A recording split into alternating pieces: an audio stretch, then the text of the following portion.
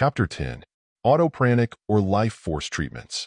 Not only is it possible for one person to treat another by pranic force or life force, but one may also treat himself or herself with considerable effect in the same way.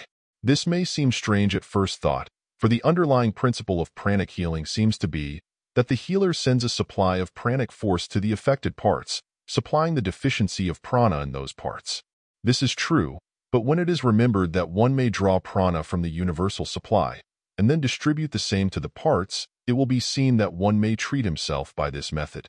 In fact, it is claimed by some that the deficiency of prana lies in the fact that it is not equally distributed from some state of contraction or congestion, and that the real process of pranic healing consists in an equalization or distribution of the prana throughout the system. At any rate, everyone may benefit himself or herself by giving auto or self-pranic treatments. In order to give these treatments correctly, one should acquaint himself with the movements or forms of treatment mentioned in our previous chapters relating to the treatment of others by the pranic method, and should then endeavor to reproduce these movements upon themselves. Beginning with the pranic breathing, the person should fill his nerve centers full of fresh prana, and then to proceed to redistribute it throughout his system in the way of a general treatment, following up the same by a special treatment of the affected parts. It is wonderful how much good one may do himself in this way, and how invigorated and strong he will feel after such a treatment.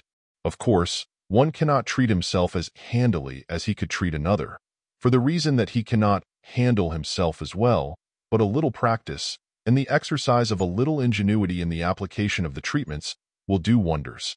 The manipulations, kneading, stroking, vibration treatment, and many of the other forms and degrees of treatment may be successfully administered by oneself.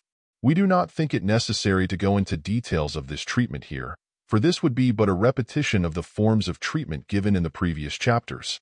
All that we can say is that if you will acquaint yourself thoroughly with the directions given in the said chapters, you will have at your command a mighty source of relief and cure that you may be in danger of overlooking simply because of its simplicity and plainness.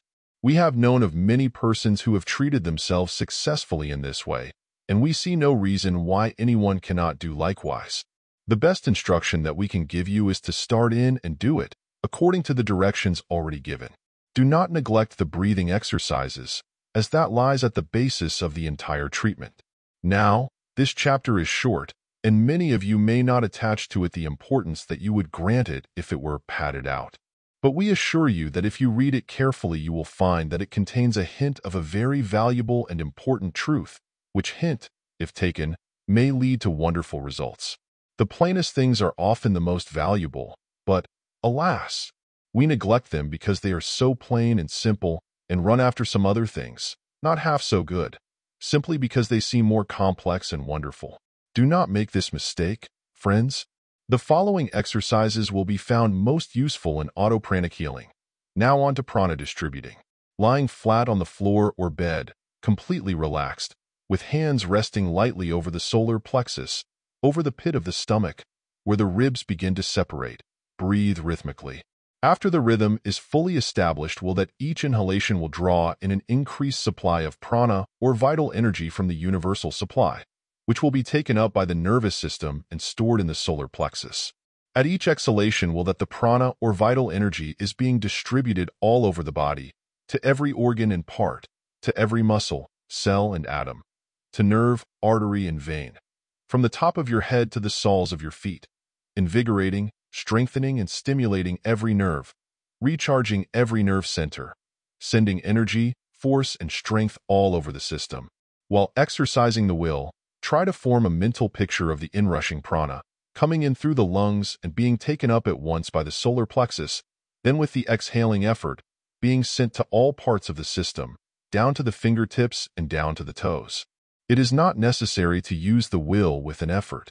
Simply commanding that which you wish to produce and then making the mental picture of it is all that is necessary. Calm command with the mental picture is far better than forcible willing, which only dissipates force needlessly.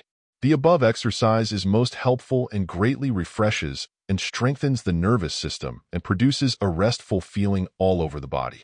It is especially beneficial in cases where one is tired or feels a lack of energy. How to inhibit pain? Lying down or sitting erect, breathe rhythmically, holding the thought that you are inhaling prana. Then when you exhale, send the prana to the painful part to re-establish the circulation and nerve current. Then inhale more prana for the purpose of driving out the painful condition. Then exhale, holding the thought that you are driving out the pain. Alternate the two above mental commands, and with one exhalation stimulate the part, and with the next drive out the pain. Keep this up for 7 breaths, then rest a while. Then try it again until relief comes, which will be before long. Many pains will be found to be relieved before the 7 breaths are finished. If the hand is placed over the painful part, you may get quicker results. Send the current of prana down the arm and into the painful part. Now to directing the circulation. Lying down or sitting erect, breathe rhythmically, and with the exhalations direct the circulation to any part you wish, which may be suffering from imperfect circulation. This is effective in cases of cold feet or in cases of headache, the blood being sent downward in both cases, in the first case warming the feet, and in the latter, relieving the brain from too great pressure. In the case of headache, try the pain inhibiting first, then follow with sending the blood downward. You will often feel a warm feeling in the legs as the circulation moves downward. The circulation is largely under the control of the will, and rhythmic breathing renders the task easier. Now to general self-healing. Lying in a relaxed condition, breathe rhythmically, and command that a good supply of prana be inhaled. With the exhalation, send the prana to the affected part for the purpose of stimulating it. Vary this occasionally by exhaling, with the mental command that the diseased condition be forced out and disappear. Use the hands in this exercise, passing them down the body from the head to the affected part. In using the hands and healing yourself or others, always hold the mental image that the prana is flowing down the arm and through the fingertips into the body, thus reaching the affected part and healing it. Of course, we can give only general directions in this book without taking up the several forms of disease in detail, but a little practice of the above exercise, varying it slightly to fit the conditions of the case, will produce wonderful results.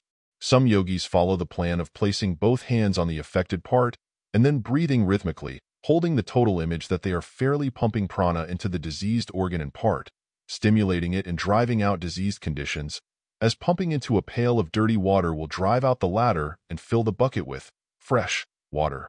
This last plan is very effective if the mental image of the pump is clearly held, the inhalation representing the lifting of the pump handle and the exhalation the actual pumping. How to recharge yourself. If you feel that your vital energy is at a low ebb and that you need to store up a new supply quickly, the best plan is to place the feet close together, side by side, of course, and to lock the fingers of both hands in any way that seems the most comfortable. This closes the circuit, as it were, and prevents any escape of prana through the extremities. Then breathe rhythmically a few times, and you will feel the effect of the recharging. How to stimulate the brain. The yogis have found the following exercise most useful in stimulating the action of the brain for the purpose of producing clear thinking and reasoning. It has a wonderful effect in clearing the brain and nervous system, and those engaged in mental work will find it most useful to them, both in the direction of enabling them to do better work and also as a means of refreshing the mind and clearing it after arduous mental labor. Sit in an erect posture, keeping the spinal column straight and the eyes well to the front, letting the hands rest on the upper part of the legs. Breathe rhythmically, but instead of breathing through both nostrils as in the ordinary exercises, press the left nostril close with the thumb and inhale through the right nostril. Then remove the thumb and close the right nostril with the finger, and then exhale through the left nostril. Then, without changing the fingers, inhale through the left nostril and changing fingers, exhale through the right. Then inhale through right and exhale through left, and so on, alternating nostrils as above mentioned, closing the unused nostril with the thumb or forefinger. This is one of the oldest forms of yogi breathing and is quite important and valuable and is well worthy of acquirement. Now on to the grand yogi psychic breath. The yogis have a favorite form of psychic breathing which they practice occasionally, to which has been given a Sanskrit term of which the above is a general equivalent. We have given it last, as it requires practice on the part of the student in the line of rhythmic breathing and mental imagery, which he has now acquired by means of the preceding exercises. The general principles of the grand breath may be summed up in the old Hindu saying, "Blessed is the yogi who can breathe through his bones." This exercise will fill the entire system with prana and the student will emerge from it with every bone, muscle, nerve, cell, tissue, organ, and part energized and attuned by the prana and the rhythm of the breath.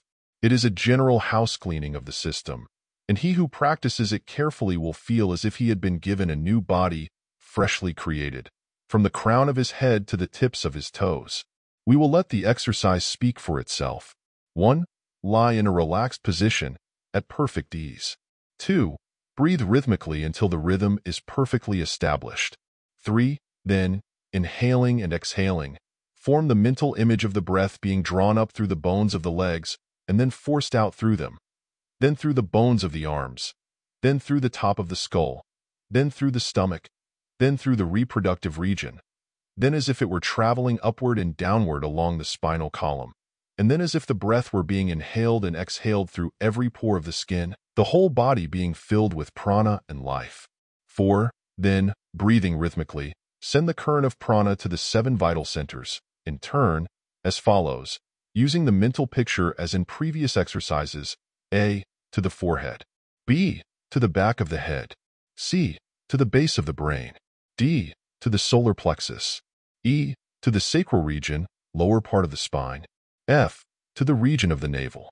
G. To the reproductive region. Finish by sweeping the current of prana to and fro, from head to feet several times.